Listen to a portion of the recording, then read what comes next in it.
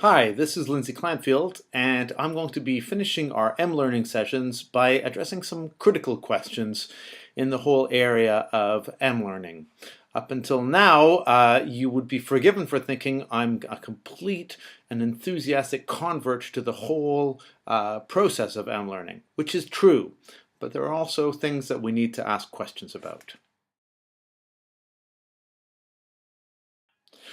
Are we wrong to ban cell phones in class? Mobile phones? This seems to be the norm of what happens in education centers around the world, that when students enter a class, they must either turn off their phones, not bring them, or hand them in to the teacher and get them at the end of the class.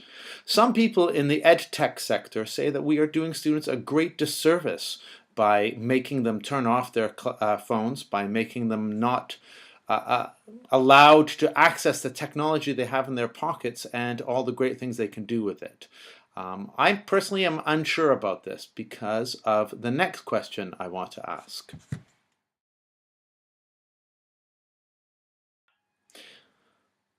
The porous classroom is the classroom which allows everything in and allows everything out. So you can imagine a porous classroom in terms of web stuff is a classroom that allows everything from the internet into the classroom because the students are connected via their mobile devices, and lets everything within the classroom out, that they can send messages, they can communicate, they can interact with things outside of the classroom.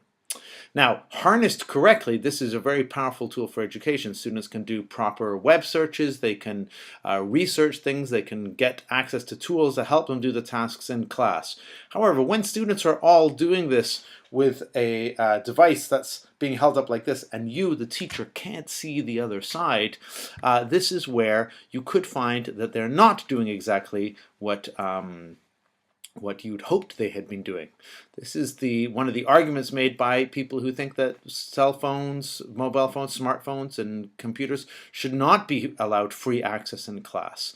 Already, it's hard enough for teachers to keep a group of students' attention under the best of circumstances. Now imagine that you try to have to keep their attention and compete with Facebook, with Angry Birds, with email, and with all the other pleasures that the World Wide Web can offer someone to sort of distract them from something else.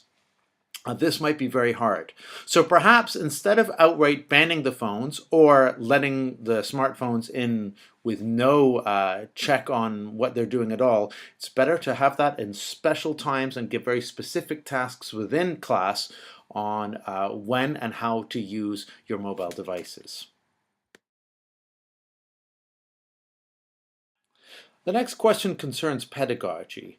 Some of the critics of Mlearning say, where is the pedagogy behind what we're doing? Are we doing all these things with the smartphones and mobile devices just because we can, or is it really improving, helping students to learn a language better?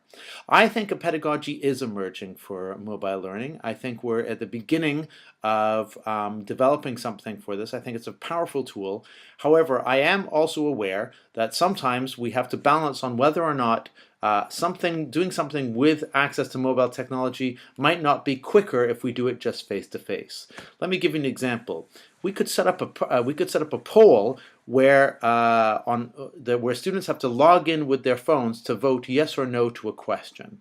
Okay, so the teacher can set that up and then have it communicating with the interactive whiteboard so they could see the results of the poll. And then they ask the question in class. Students all take out their mobile devices, answer yes or no to the poll, and the results flash up in a beautiful graph online and on the interactive whiteboard.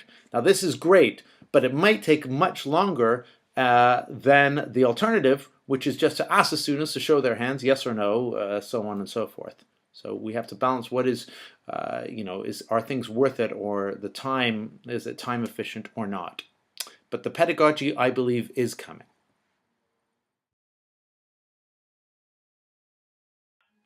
One of the advantages of Mlearning is often said is that it allows students to learn anytime and anywhere. And I agree. I think this is a benefit. I think that students will increasingly expect to have part of their course that they can do anytime, anywhere. People like to say Mlearning is great because you could You could do your learning on the bus or in a queue or at home or on the sofa and so on and so forth. And at any time you want, people can all learn at their own pace. It's great for addressing those different kinds of needs. However, what happens when anytime, anywhere learning translates into anytime, anywhere teaching? I think that's where we have to be careful that the students, if they are told that they can expect tutor response very quickly to any of their questions at any time and from anywhere, all of a sudden the teacher is working a lot more. I taught an online course where students were told that they could expect a 12-hour reply time to a question they had. Problem was, lots of students were working all week, and so they would only ask their questions at the weekend. Imagine they asked their question on Saturday night.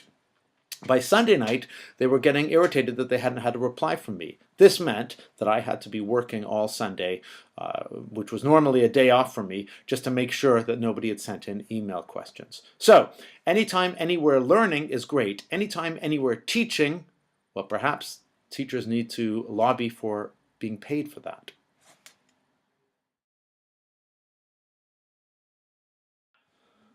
Finally, the last question is probably the most critical one, and I ask it a lot at talks. I'm fully aware that there are benefits for learners and for teachers using this kind of technology and this kind of teaching. Mlearning, I think, can offer great benefits, especially, and what I've been focusing on, in the out-of-classroom scenarios. I think it can allow language students much more access to language than previously, or than in just your 3 hours or 4.5 hours a week class. However, I believe that this whole mLearning revolution is also very much in the interests of the companies who are selling the platforms and the hardware for it. It's no surprise that Apple, Samsung, many of the phone companies and so on are moving into very enthusiastic the area of mLearning as well. It's all about getting new customers as well for them. And schools, universities, and so forth are a great place for that, especially if your students are obliged to have one of these devices. So, as I think it's very good for learners and teachers, I think we also have to be aware of the commercial interests and the other forces at work that are driving this forward. Because believe me, they are out there and they're very enthusiastically getting involved in education. So let's do it, but let's keep our eyes open and keep focused on what's important for us and our learners.